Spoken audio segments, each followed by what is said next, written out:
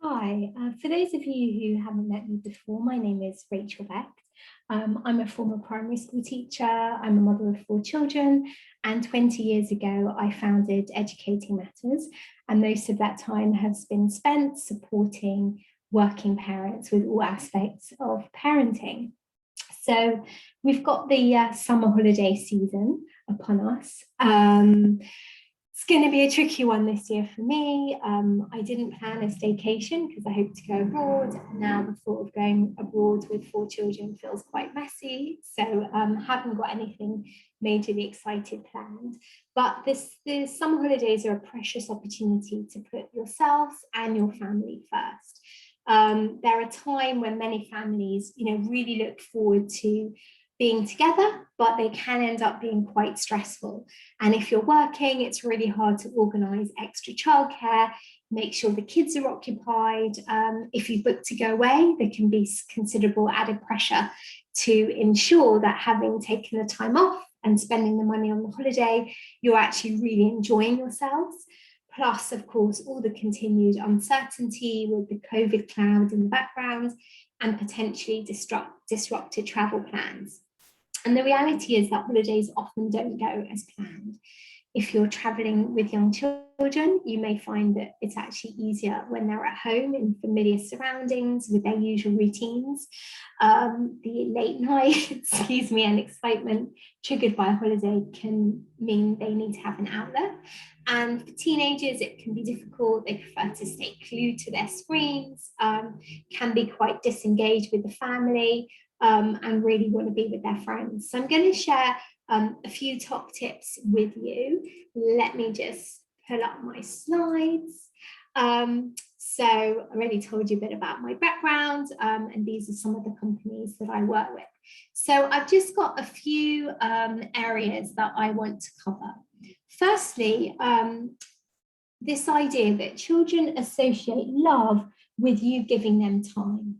And you may feel that the total hours you put into parenting count together as time in, but be aware that your child may see and perceive the various activities you spend time on quite differently to how you do. Some of the things you do for your kids are visible to them, they take place in their world, such as talking to them or playing with them, and other things are invisible, such as the time you spend working to provide for them, or scheduling activities and sorting logistics. So making the most of your time together means you have to consciously plan to be mindful and truly in the moment.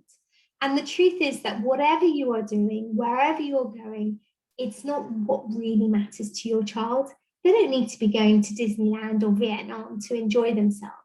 These kind of holidays with very packed schedules, racing around, trying to see everything, can actually result in everybody being in a bad mood.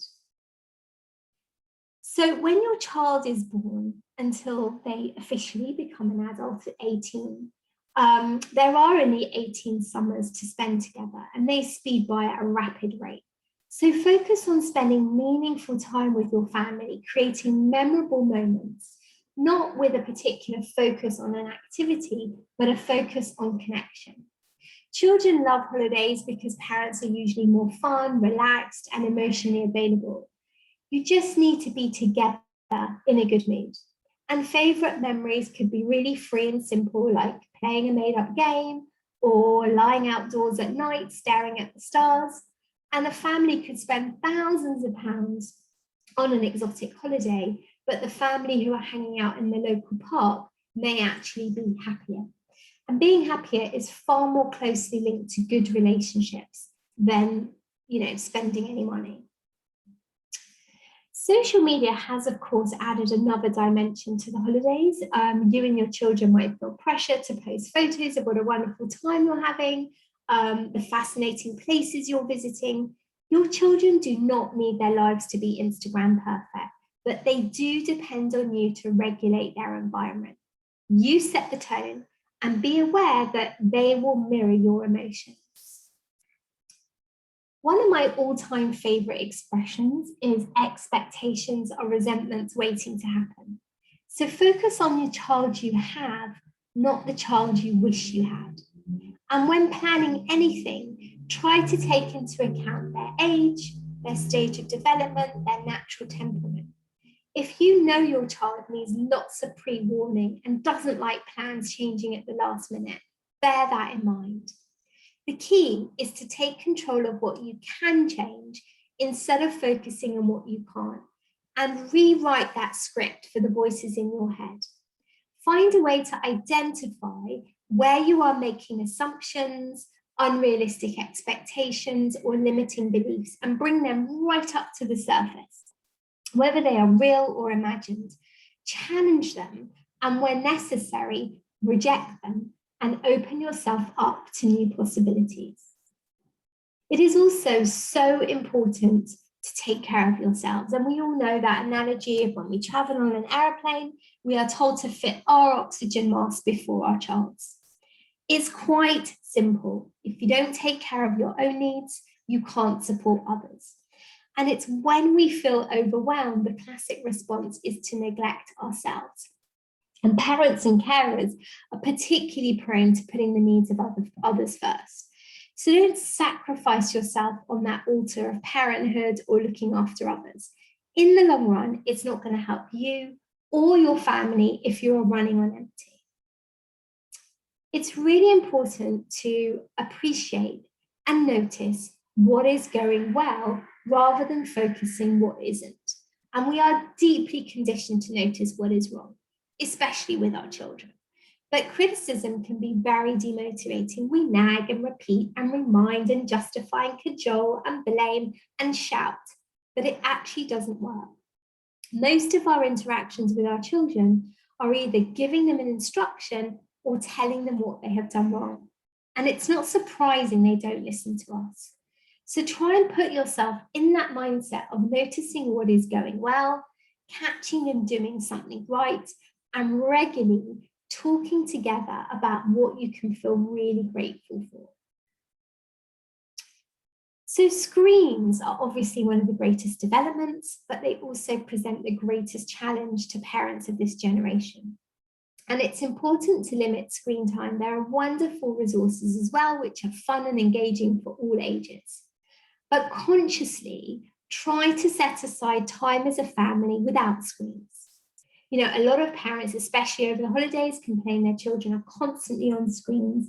But from the child's perspective, the vast majority of the time when they are trying to get their parents' attention, their parents are distracted, especially since we've been working from home for so long and the boundaries between work and home are extremely blurred and will continue to be as many of us move towards a hybrid model of working. Recognize that not all screen time is equal. What are your children using screens for? Involve them in creating a contract with rules and boundaries around where, when, what, and how they use screens. The screen time rules over the holidays may be different to those during term time. Children need to learn how to be self-reliant, to have happy, successful, productive, meaningful lives. So to prepare them for adult life, your job as a parent is to train your children to do things for themselves rather than doing everything for them. Over the summer holidays, they may have more time available, so chores should be regarded as a gift, not a burden. I love this quote from psychologist Terry Whitman, who says that humans are the only creatures that devote energy to making their offspring happy.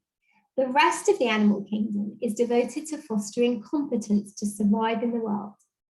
So approached in the right way, giving children chores requiring responsibility and independence actually boosts their confidence and self-esteem when they really believe they are genuinely contributing to the home. So whatever age your child is, ask yourself, what am I doing for them that they could be doing for themselves given the right training? And finally, setting up for success. This is about being proactive and thinking, what went wrong in the past? What might go wrong in the future? And how can you set things up so your children are more likely to get things right rather than reacting when things go wrong? Let's face it, children's behavior is fairly predictable. So how can you minimize the chance of the situation arising again and focus on planning so things go right? Speak to your child every day, every morning about what their day is going to look like. Kids and adults also need downtime just to snuggle and do whatever relaxes them. Take advantage to spend uninterrupted time with each child every day so you can really connect.